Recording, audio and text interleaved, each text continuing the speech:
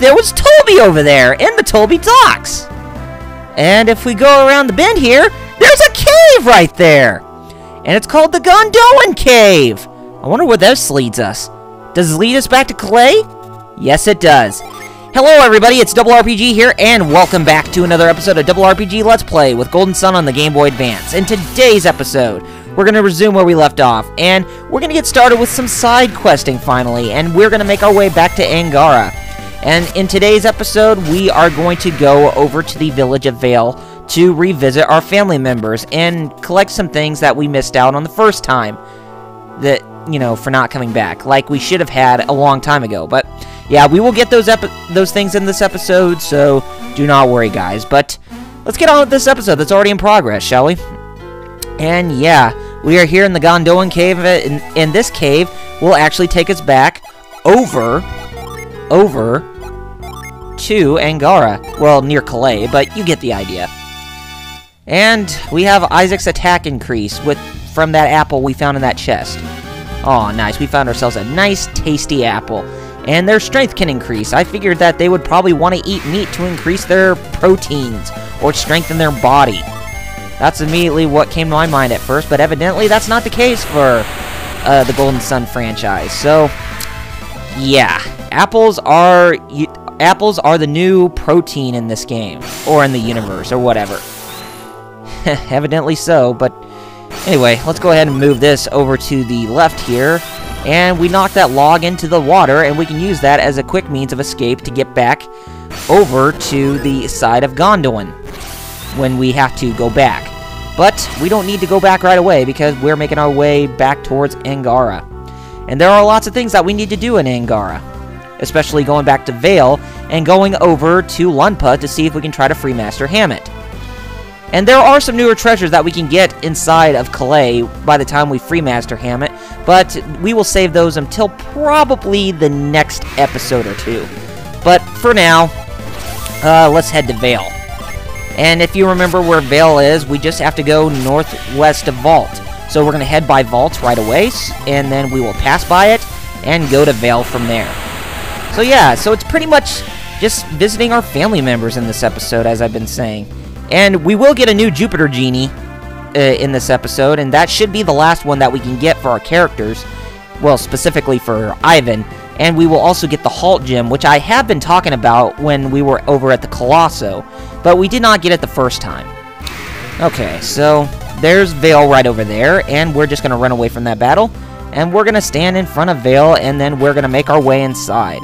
And that was pretty much an indication right there that I videotaped, well, specifically recorded footage over the time when we made it to Vale, and then the next footage starts right now where we're inside Vale. Okay, so we're pretty much going to look around this place to see if we can try to find some items and such. Now, the items inside the boxes, the crates, the jars, and the barrels, they're not that very strong. I mean, they are probably some things I should have picked up the first time around, but you know what? It's okay. We might as well go ahead and collect them now before we leave this place, right?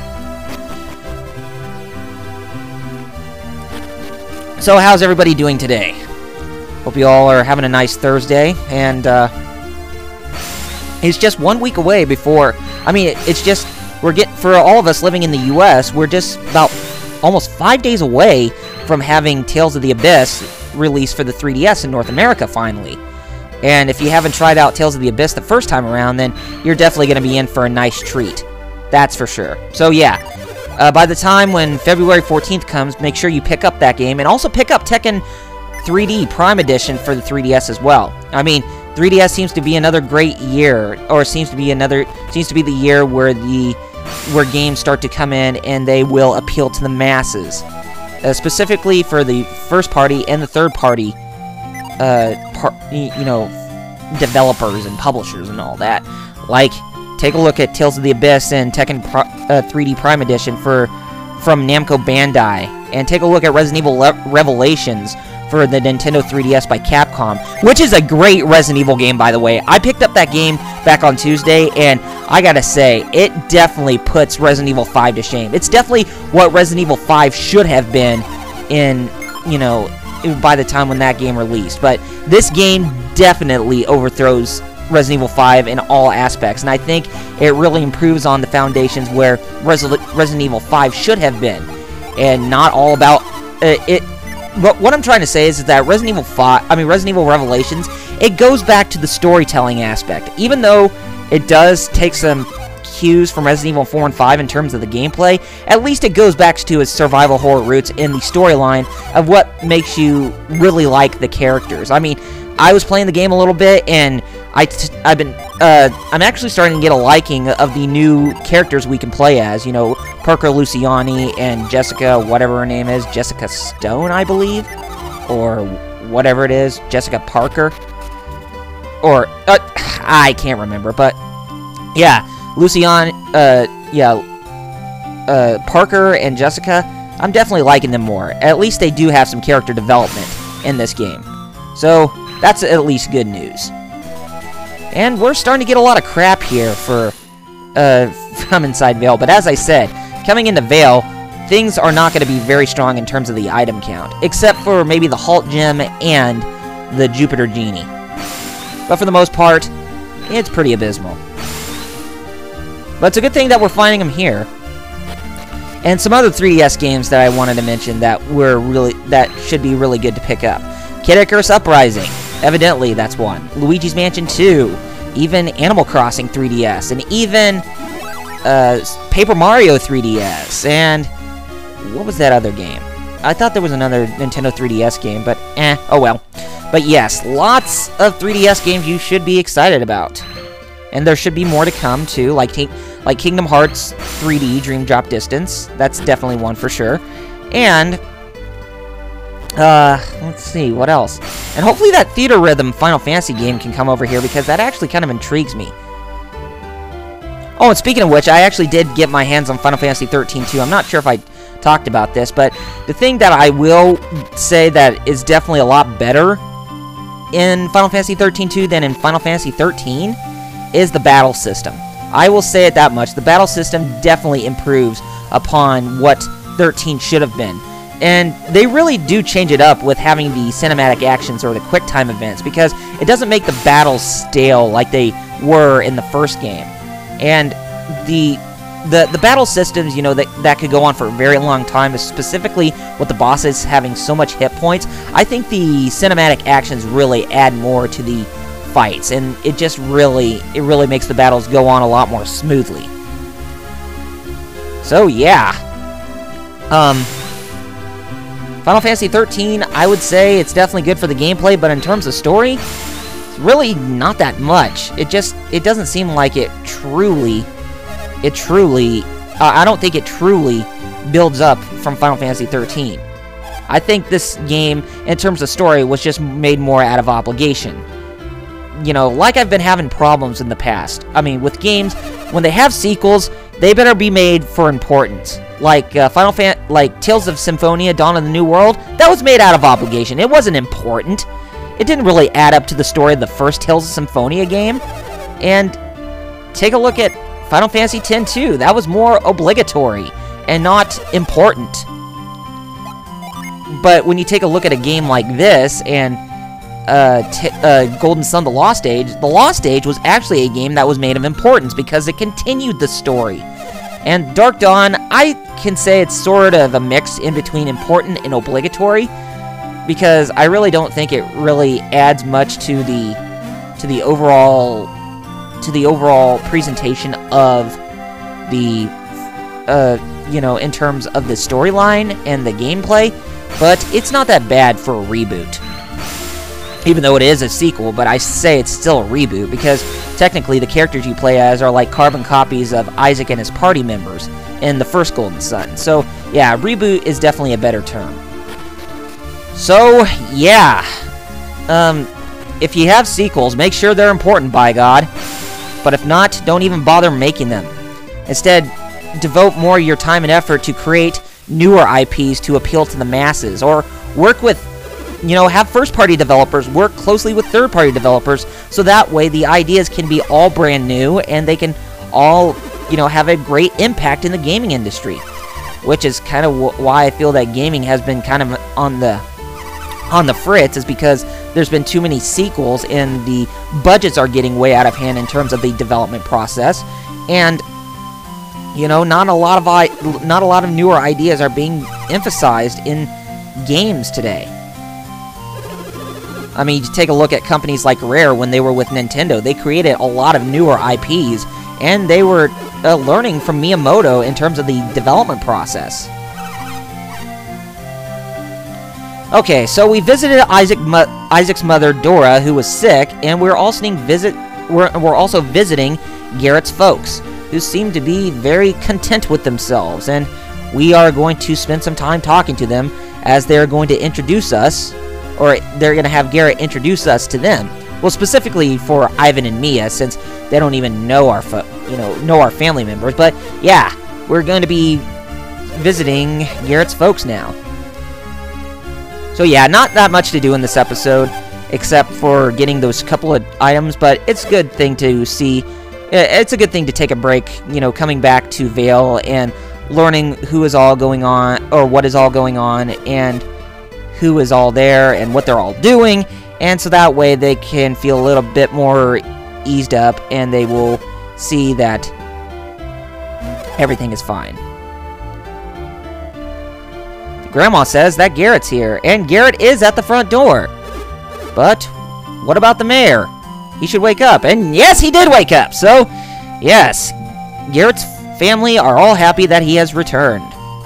But the whole quest is not over yet. No, we did not complete our mission for the Wise One.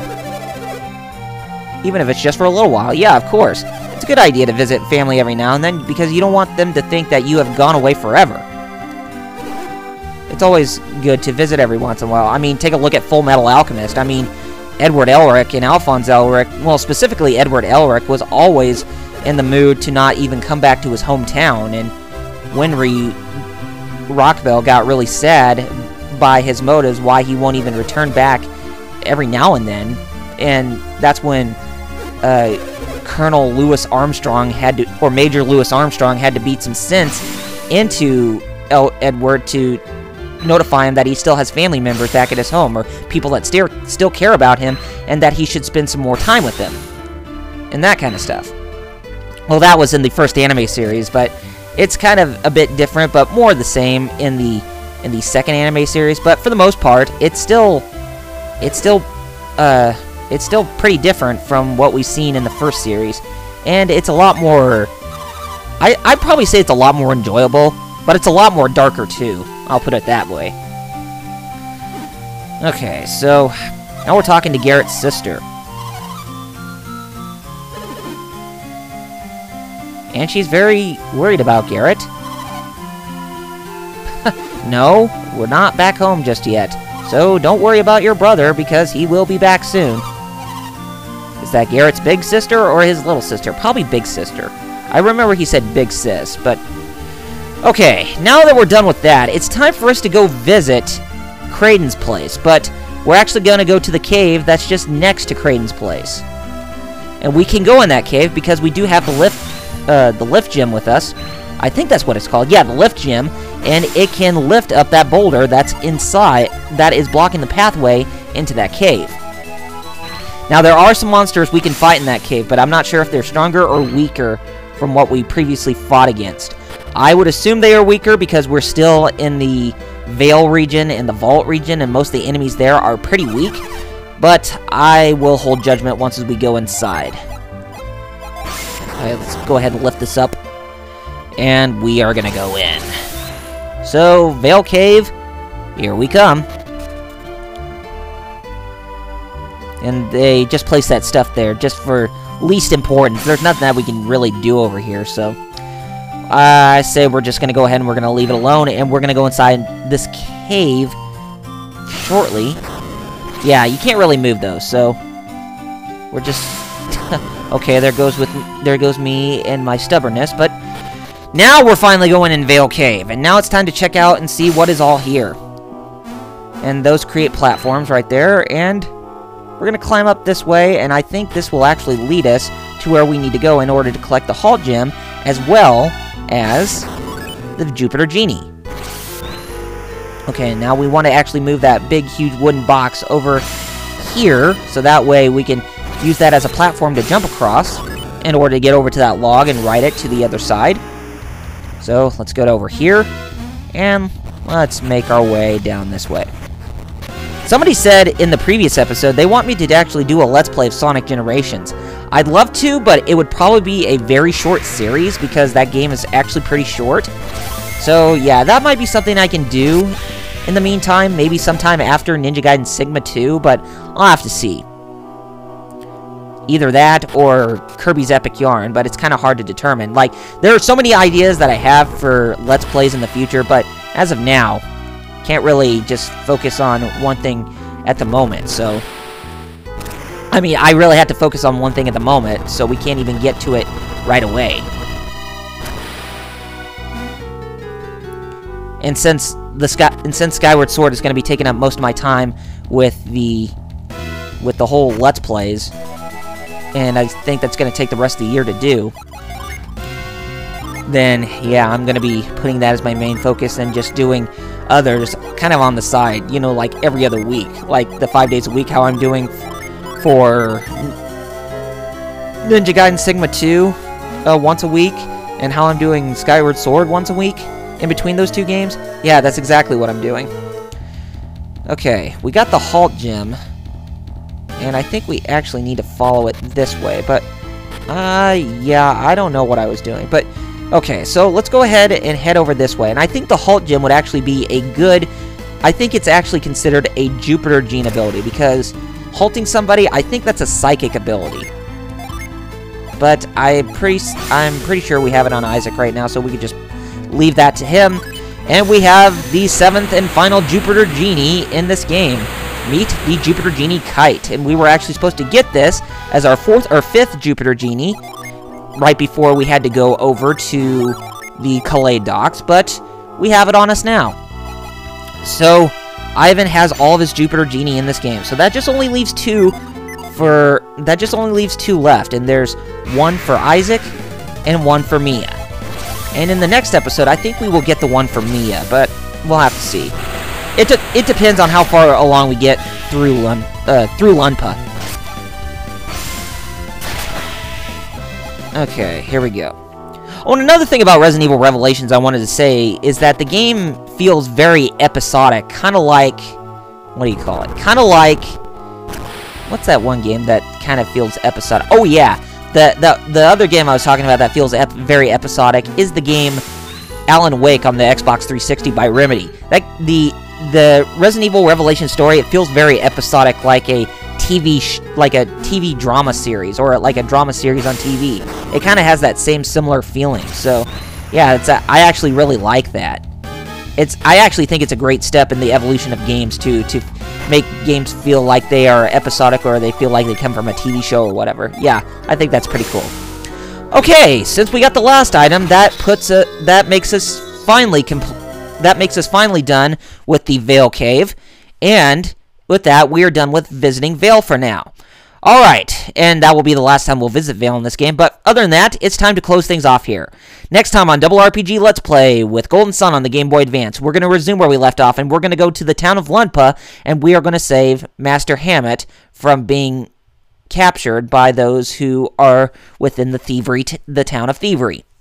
But yeah, we will save him regardless. But anyway, I'm not going to say my normal plugs from now on because I usually say them a whole lot, but, just follow me on Facebook and Twitter if you haven't done so already, and be sure to rate this video, subscribe to my channel, and leave comments below if you haven't even done so, or let me know what you guys think of this episode. But yeah, that's the last time I'm going to be doing it. I mean, of course, you'll probably be hearing it in Skyward Sword, but that's because I've been recording some episodes ahead of time, but for the most part, I'm just pretty much going to stop right here.